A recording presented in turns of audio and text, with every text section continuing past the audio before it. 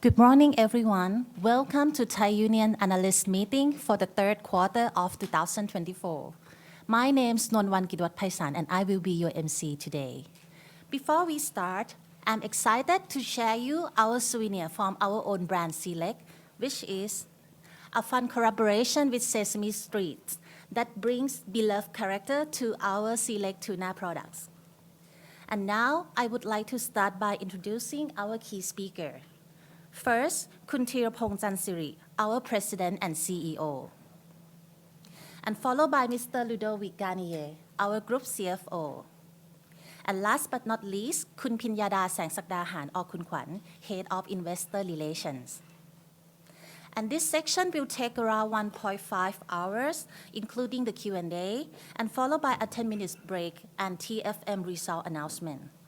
Without further ado, I would like to pass this on to Khun Thiraphong. Good morning to all of the analysts and executives from financial institutions joining us today. We would like to share with you our performance results for the third quarter. We're very happy that in the third quarter, especially for our top line, it is a top line that is in positive territory now after having been negative territory for 6 months consecutively. And we're back on track now. And overall, our performance results, whether it's our gross margin, it's the highest at 19.5%. Our OP, net profit, have all gone up. And if you take a look at this page for the 9 months, our sales have grown by 2.7%, while our gross profit has gone up by 12.9%, and our operating profit has gone up by 17.9%, and our EBITDA has gone up by 17.8%, and our net profit has risen by 15.8%. Overall, I believe that we're looking quite favorable. Our balance sheet is good. Net debt to equity has increased a bit from 0.78 to 0.79. Most important here is our cash flow, our net cash flow this year. We have achieved great levels, whether it's in terms of controlling our inventory, and perhaps it's even better than we wanted. In the region, we're doing well. And as for CapEx as well, this year will be a CapEx number that is the smallest ever since in our historic low. And we have some projects, have they been delayed? We've been able to expedite those. And so our CapEx is at a good number. And I would like to tell you about the fourth quarter. We're going to remove the PERP that have come due after 5 years. We have repurchased those stocks, and our net debt to equity will rise because of that, even though it is lower than 1. And we're doing this to save cash and save on interest. And we've been able to save 150 million baht per year. And this is something that we will continue to do. In the past, the recent few months here, many people have advised us about our cash for ITL, will we be able to manage it or not? And after having discussions with our investors for ITL, they seem to be worried, and we decided against it then, and it's quite regrettable because it would have let us benefit. ITL would have received about 40 to 50 million baht in benefits. Not a lot, but it would be good. 40 to 50 million baht in benefit is good. Nevertheless, we discontinued that idea, so there's no need to worry. And in the third quarter, if you take a look, you can see that our gross margin has gone up by 19.5%, and this is the highest for us in many past quarters. And our net profit, I believe that we have achieved a great level at 1.4 billion Thai baht. Overall, our costs for affecting our transformation programs for ITEL as well, the Project Tailwind project for ITEL. If we do not include these transformation costs, then our net profit would be at 1.6 billion Thai baht, growing by about 20 or so percent. So the costs come first before we see the benefits, and we will see the benefits next year. And on the next page, you can see a clearer picture. We have adjusted net profit. There are two of them, two figures. There's the reported net profit at 1.2 billion baht. If we exclude Red Lobster, then you can see the numbers are better. It's at 1.3 billion Thai baht. And our reported net profit is 1.4 billion Thai baht. And our transformation costs are 234 million baht. We have grown by 21.8%, so this is a very good quarter. On the next page, what we have for you is a story of our transformation programs. We will see you again next week on the 11th of November. It's a good day. That's a single day in China, 11/11. We would like to invite everyone to come join us for our sharing about our 2030 strategy and our ambitions, and also about our sonar project. And you can see on the left-hand side, this is the sonar project. We have a purpose. Our purpose is for healthy living, healthy oceans, and our vision. We have adjusted our vision from trusted leader to the world's leading marine health and nutrition company. Now, there are three key pillars. One is to revitalize the core. The core of our business is extremely important and very strong, especially our branded business. We want to strengthen our branded business even further. And our second pillar is drive the next wave of growth. And this is a focus on our growth engine, whether it's pet or feed. And the third pillar is exploring new frontiers. And this is about new areas that we would like to explore more. And for Project Sonar, we have 3 programs. And the one is the operating model. This is to adjust our organization. It's the largest readjustment. Whether it's the operating model, it's the structure, it's the processes. We want our organization to be leaner, to be faster and better. And this is something that we will pursue. We also have our supply chain excellence segment, and this is about procurement and manufacturing. It's all included here. And lastly is our digital transition. We want to be an organization that is data-driven and analytical more than before. And so this is what we're doing. And Project Tailwind is all about accelerating our growth potential for ITEL, whether it's in terms of commercial excellence, how can we have more efficient sales, how can we enter better markets, how can we take better care of our customers, and at the same time we have operation resilience as well as procurement. And these are things that we will share with you, as well as our 2030 strategy next week, next Monday. And on the next page, what you will see here is the opening of our innovation hub in the Netherlands, in the Food Valley, in the area of the Wageningen University there.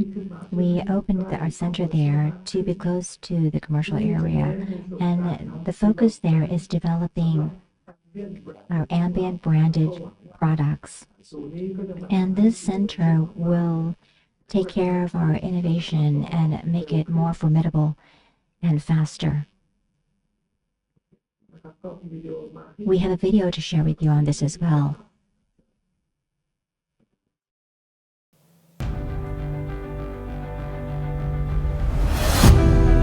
Our new innovation hub mark a critical step in our innovation journey. We are really proud that you chose Wageningen as a location. With academia, other companies, customers, and startups. So we're in an analytical lab. It means we can analyze our products for compounds in there, for quality. This hub will allow us to create a culture of innovation. We want the things that we do in this lab to be scalable for the future. To put the consumer in the center and drive our business forward. They let us know what they like of our innovations, what they don't like, what we can learn. And I look forward to the incredible innovation we will create together right here in Wageningen.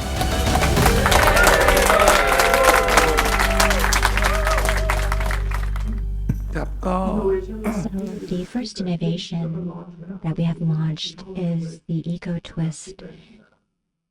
That is it's been patented as well. It's been launched in the UK, and we are monitoring the results, and we hope that we will be able to expand to other countries as well. This is what we are pursuing right now. Next, we'll take a look at sustainability.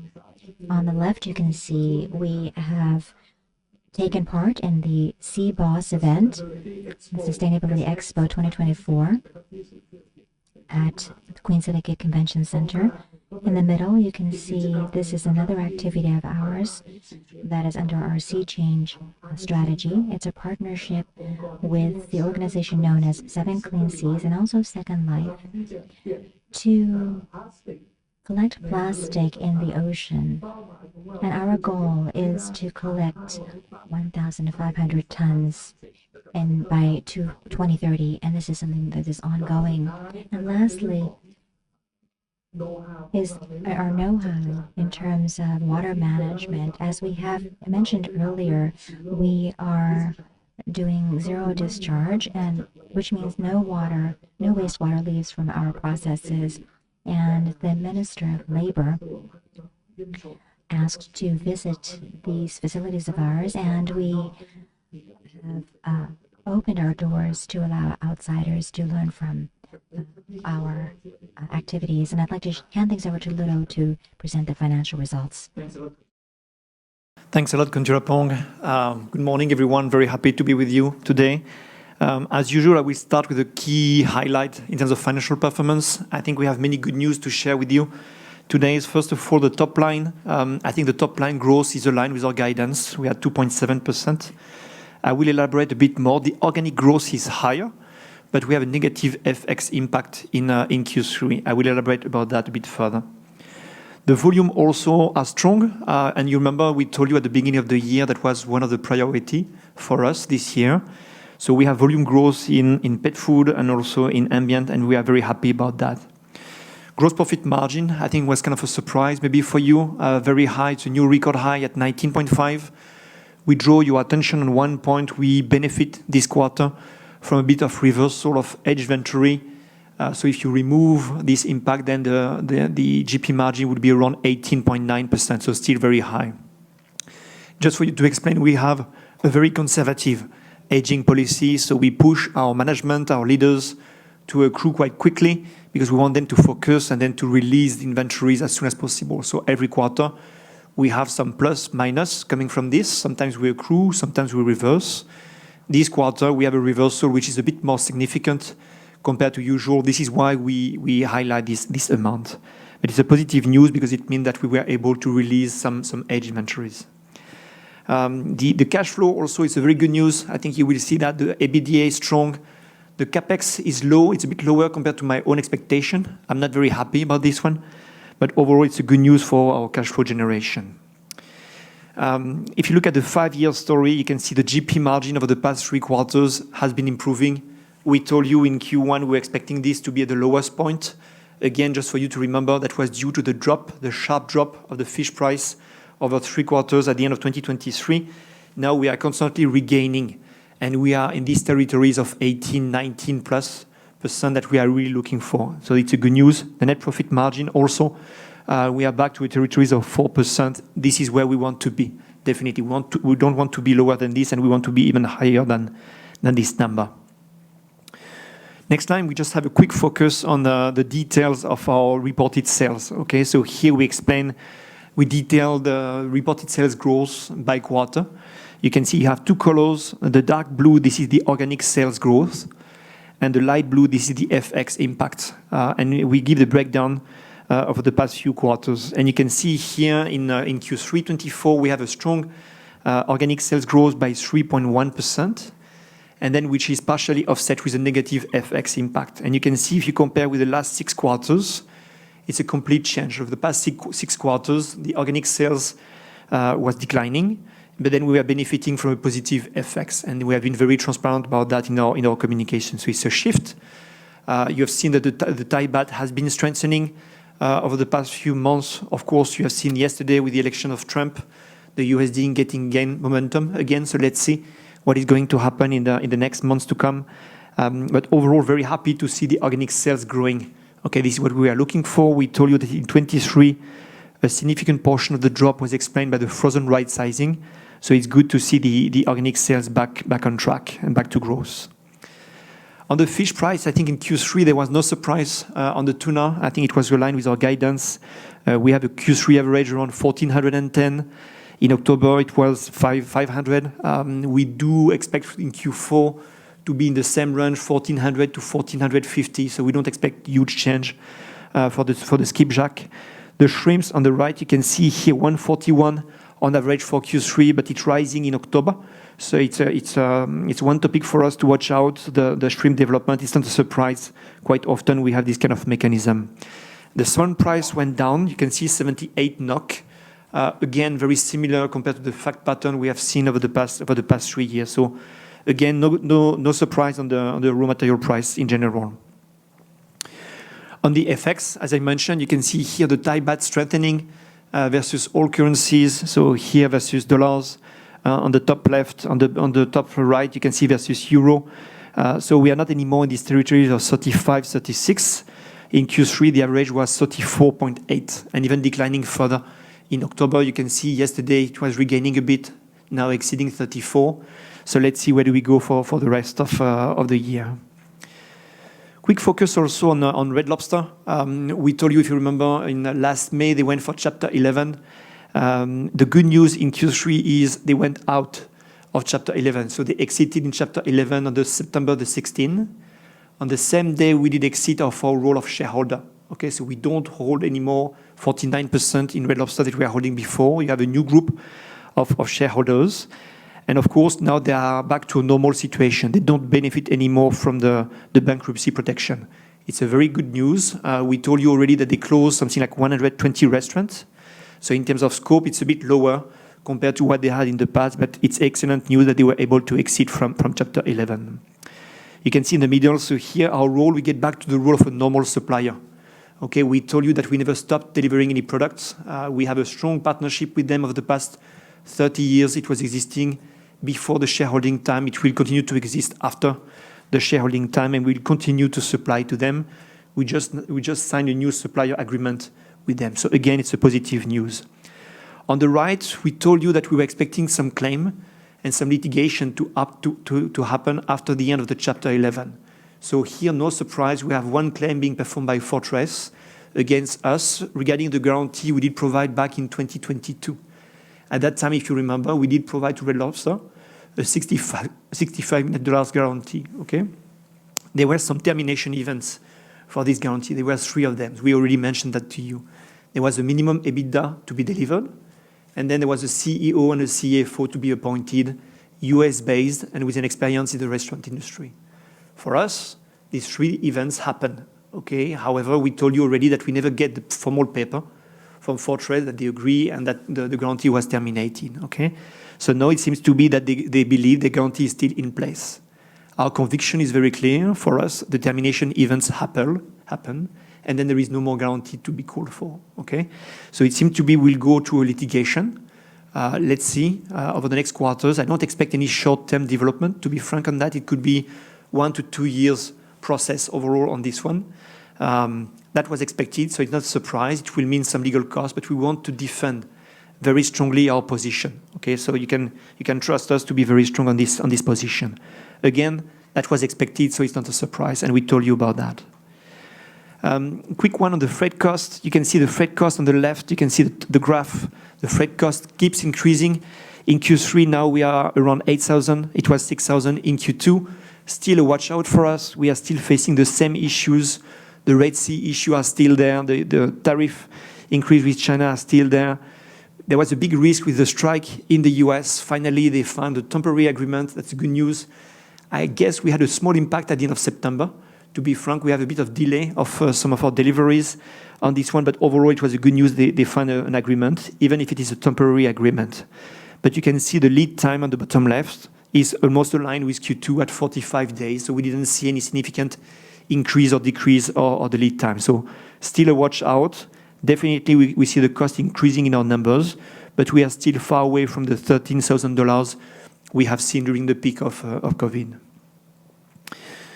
So quick focus on our ratio. The ratio are improving. The return on equity, the ROCE, both of them are improving. Please have a look in the middle. We told you the inventories, we were expecting some drop to happen, and this is happening.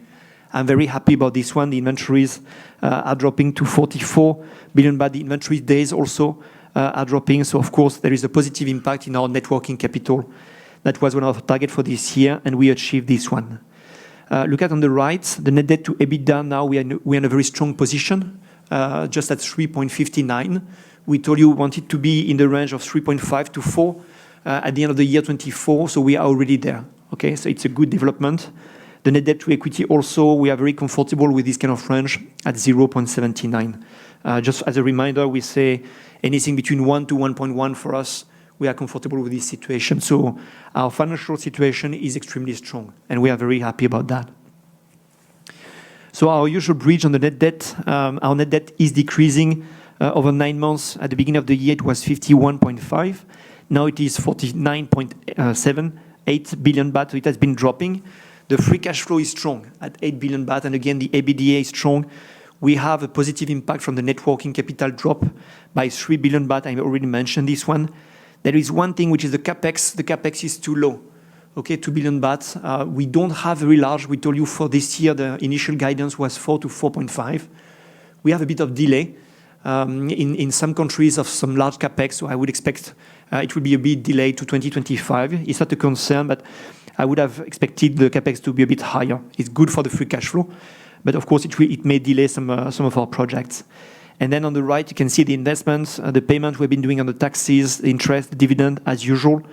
And then on the right, the treasury shares, the 3 billion baht. We did that already in H1, so there is no change. And the proceeds from the LDH sales. The cost of debt is now just below the 4%. Again, it has been increasing a bit. That was expected. And this is fully aligned with our guidance. So next one, just a quick focus also regarding the maturity, our debt maturity. Khun Thiraphong mentioned this one, so we decided to call our PERP. Here, the idea for us is to save our cash. Okay, and you can see on the right some explanation. If we were willing to continue with our PERP, just for you to remember, the PERP, we have 6 billion baht, okay, and it was issued 5 years ago. If we were to continue with our PERP, we would pay 6.6% interest rate. Okay, so that was option number one. Option number two, we could decide also to try to refinance with a new PERP. And right now, given the market conditions, we could expect something around 5.75 in terms of interest rates. There was an option number three, which is, okay, we call for the PERP and we refund this one with the traditional funding. And here the idea would be between interest rate around 3 to 4%. So the whole idea is to say we have a strong financial situation. We want to save some interest cost in the future. So we decided to call for the PERP. Of course, when we do this, and this is expected to be performed in December, we will lose the very nice accounting treatment. Remember, with the PERP, right now, we show this one as part of the equity and not in the net debt. Of course, when we refinance this one, it will be removed from the equity and it will appear in our net debt. No surprise, we know this one. So right now, our net debt to equity, which is just below 0.8, very likely will move around 1, just below 1 or just above the 1. Okay? Again, still a very strong financial situation. And you can see also in 25, we will have 12 billion baht of funding to be refinanced. This is just normal refinancing. We decided to wait for next year to refinance all of this together. Okay, so the 2025 plus also the PERP will be refinanced. Of course, you have seen the interest rates are going down right now. So we want to try to refinance this one at the right time. Okay. So in the short term, we will refinance with short-term proceeds. We have plenty of this, so it's not a concern. And now we'll leave it to Kun Kwan to comment on the business performance. Thank you คุณโรโดค่ะ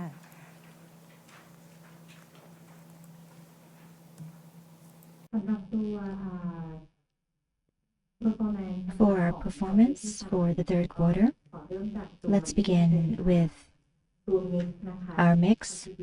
The contribution, you can see that for the 9 months of this year, the first 9 months, is at about 103 billion Thai baht. The category of our portfolio profile, you can see 70% is focused on our high margin business, which includes our ambient products, our pet care products, and our value-added products. In terms of sales, we have 3 categories that I mentioned. Their sales growth for the past 9 months. Nonetheless, the frozen business is still making a profit, although it has gone down from the year before. This is because of our right sizing that we explained before. For the third quarter, in terms of our ambient products, the income, the revenue is at an all-time high. This is because of strong demand recovery.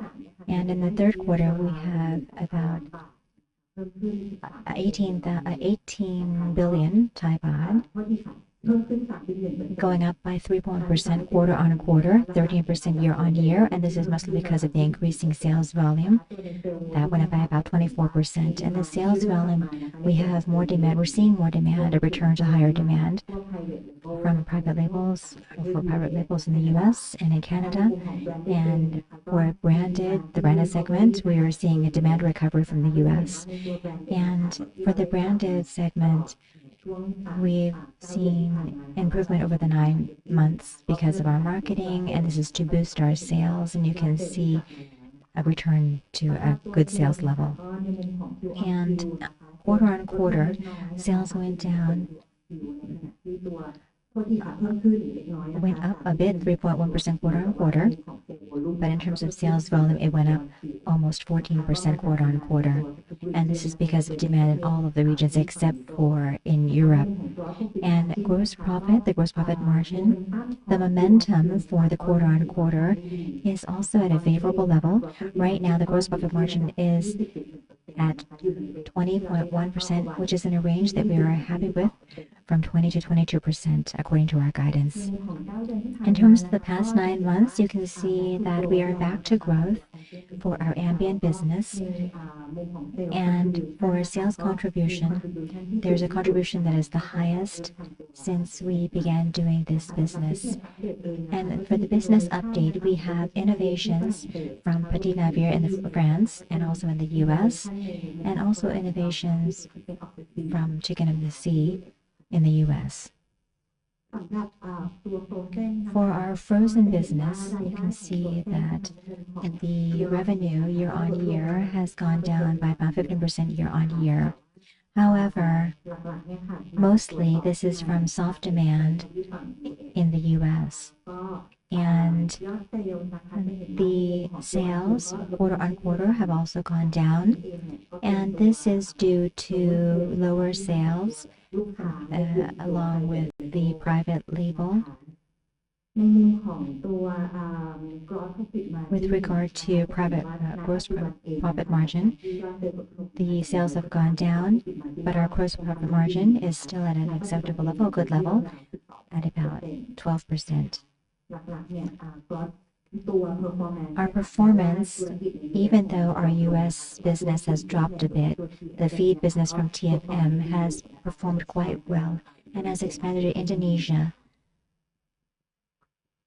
In the past 9 months, I would like to highlight our margin improvement. Significantly, the margin is at about 11.5%, which is in a range, in our targeted range of 10 to 12%. In terms of our strategy for the frozen business, you can see that we have expanded retailers. And our target guidance for TFM this afternoon, later on today, we will announce our revised targets for TFM.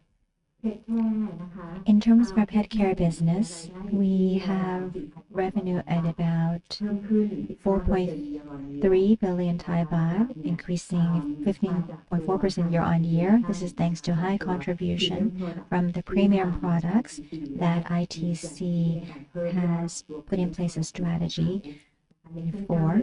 And in the past 9 months, the premium product sales were at about 54% compared to 2023 at 43%.